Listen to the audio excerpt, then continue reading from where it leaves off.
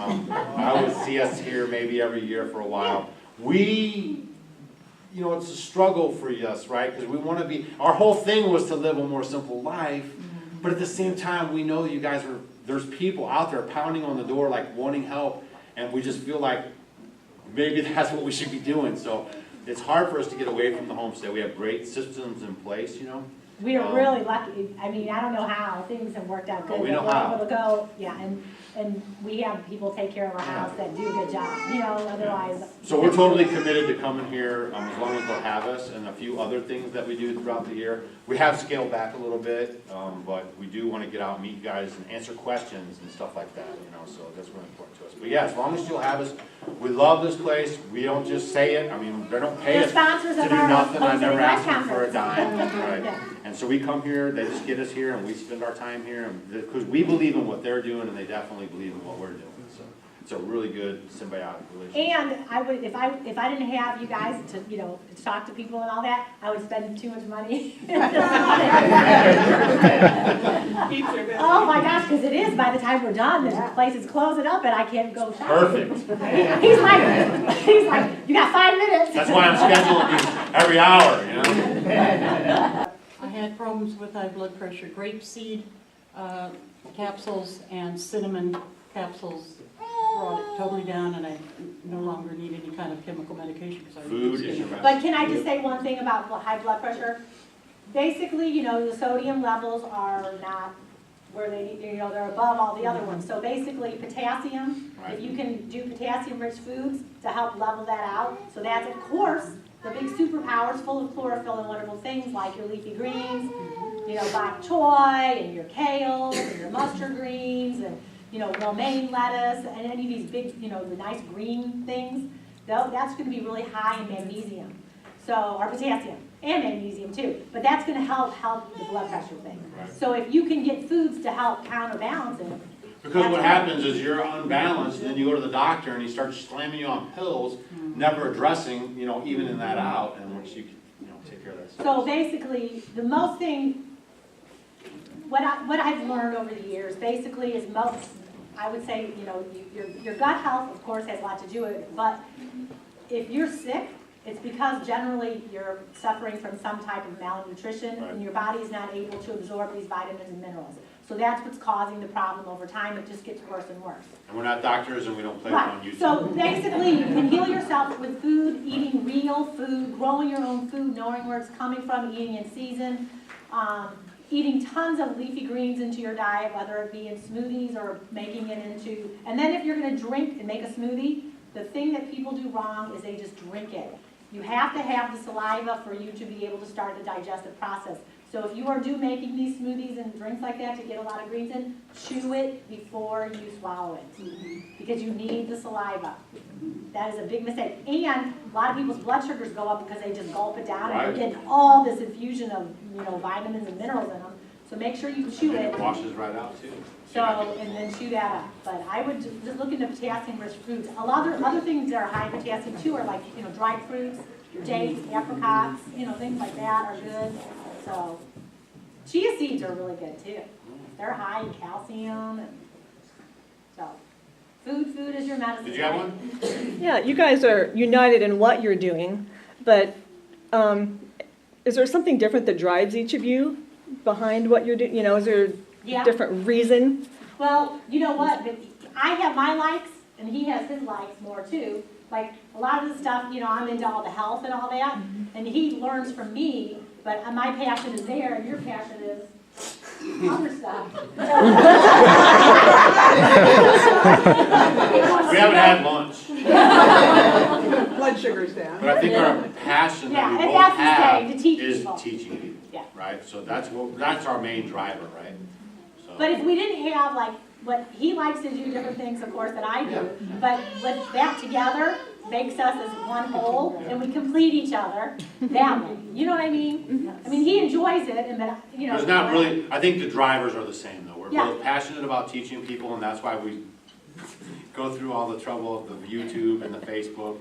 For us, it's not a business model, right? It's just something that we were doing, and that happened to turn out that way, but our whole desire and the fruit of what we're doing is to move the needle for you guys, to show you, like, there are crazy people out there just like you, A lot of even crazy worse people. than you, Yeah. and that you can glean from our information, because we wish we would have had this when we were just starting out, right? YouTube was just a baby, there wasn't a lot of information out there now, and now you guys have so much homesteads and people doing this kind of stuff. You really should be able to honestly be able to see, like, you can make this a lifestyle and also making an income, not doing the YouTube stuff, right? If you, like I said earlier, if you think you're gonna start a homestead and make all your money off of YouTube, that's wrong. You're not gonna, that's not good. But you can do this lifestyle with raising stuff, market gardening, you know, and break that traditional mindset. I have friends, I'm not kidding you, growing veggies, and they're doing $200,000 a year. I mean, And not off of their, how much space? Not no hardly college space at all. degree, right? Like no butt kissing at the work, right? Like legit doing what they want when they want, growing food and doing six figures, deep six figures. And that's not with a book or a training class or anything extra, just selling those and getting them out to the restaurants and to the CSA and to the people. That's a pretty good income, isn't it? And then you can make With it, your you can work spouse as much at as your you want. home, Right. that's awesome Right. for some people. With no pressures there. Right. And it's amazing what you can do, because I was thinking. You can live off almost nothing. Yeah, yeah. Seriously, almost. If there was no YouTube, no nothing going on, I could do fencing and, you know, do some building and, you know, just slough around as a helper at the carpenter scene or whatever, and still make enough, way enough to live a life that we're comfortable with. Because you look at how much you spend at the grocery store. Yeah. You know, like with our eggs and our meat, and I mean, that stuff's expensive, and all your produce, Right. you know, and you can grow a lot of it. I mean, it's just amazing And a how house much. is too big, and you're heating too much space, and, you know, just on and on and on. Yeah, 'cause We in had the summer 3 months- cars, and what is that, 12 tires, I mean, you know, just oil change, you know what I mean? Maintenance, It's- God. Yeah. So when we had 2 cars when we first moved here, we're like, we don't need 2 cars living on the homestead, so we just have 1 now. Go ahead. I just took a big step and got chickens. Whoa, that's where it all started. That's a gateway drug, The right? beginning of the downhill slope. Anyway, they're only 6 weeks old, but someone was telling me, oh, be careful the food that you give them, it's high in soy. What do you do with your chickens? We don't feed do any any soy. All soy is GMO. We don't have, we cut Not all. all, you would say just. 99.99. 95%. We just don't do anything with soy, even for ourselves. No, we It's just, very estrogenic. right, So So what do you feed your chickens? I make homemade chicken feed. right.